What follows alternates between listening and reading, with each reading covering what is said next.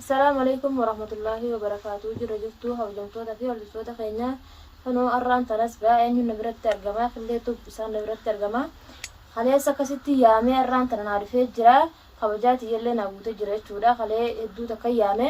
أنا عارفه جرا شودا خليه هنا خليه سلام تعرف. السلام عليكم ورحمة الله وبركاته. جالتهم توتا في أردفتوتا بيفتورا بقى نجانو دنا سنجيجا أران تناخنو إيلين بيفتورا تنرجمة أسمانوغا وان إسيتو نام تفجع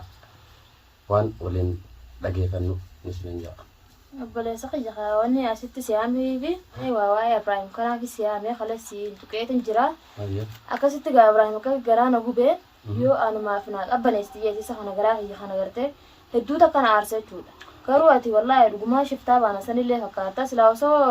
نجرتا بيخير قط أنا دورات وقعت كسلا سيامي مي هدوتا كان ترى الحمد لله جو عمل أبوه هيتفي أكم قول تمام ما تنجح أكم قولوش. إذا كين قولو وانين قولو ناتو بخا خنا راتلين هنگام مدراتو قولو روري فهمتي أسجيسه الرباط دعاولي روري فهمتو إبراهيم وان قولو مسدس نعرتي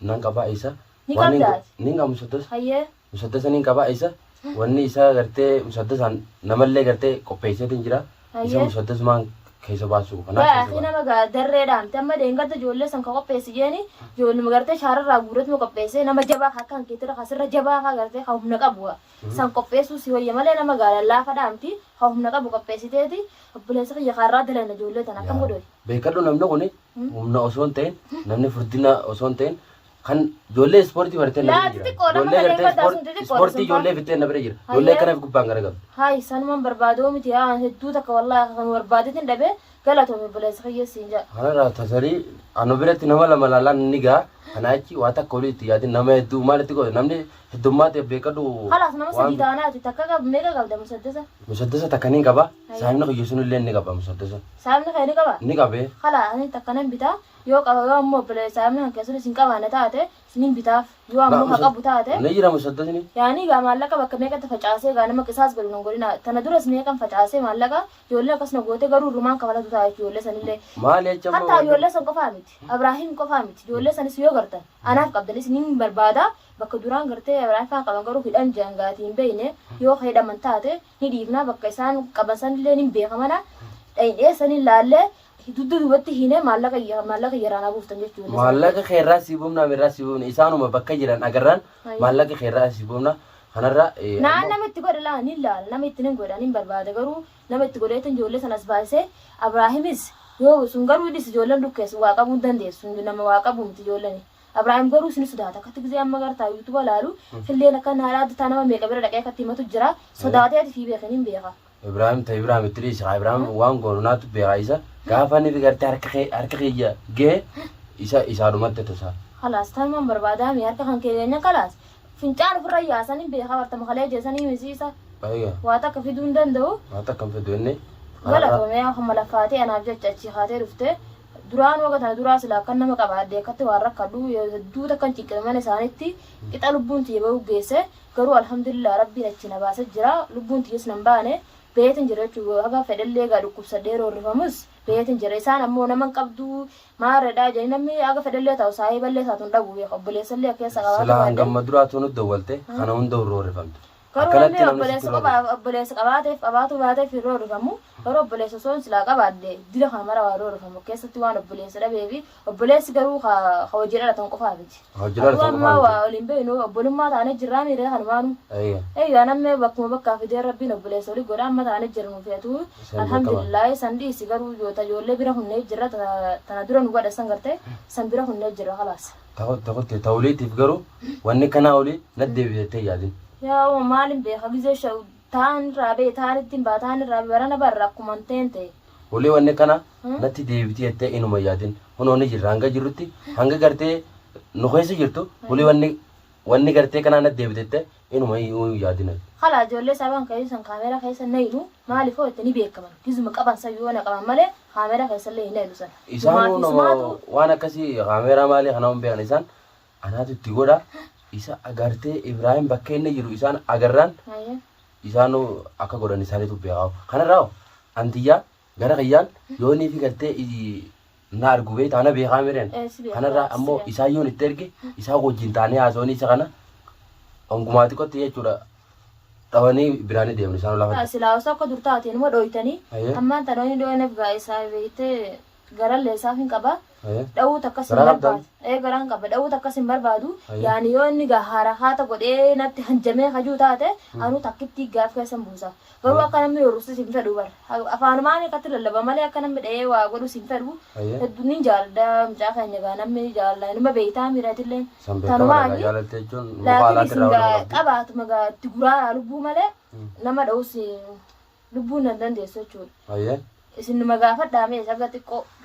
Isa ni gaafannaa yoo inni gartee waan nuti jenneen kan fudhatu taate nuti isumaan goonu akka nama tokkotti isa deebisaa qofa isarraa fe'en. Waan nama barbaada khalaas deebisaa yoo isinii kanu taate anaaf dawwaltanii san booda isinitti dhufanuu khalaas san booda keessa buufna booda akkitti khalaas anis nan guddisa maal ilmoota akka namni abbaan fedhee nama guddisu nabira jirtanii isinu. Ni jirra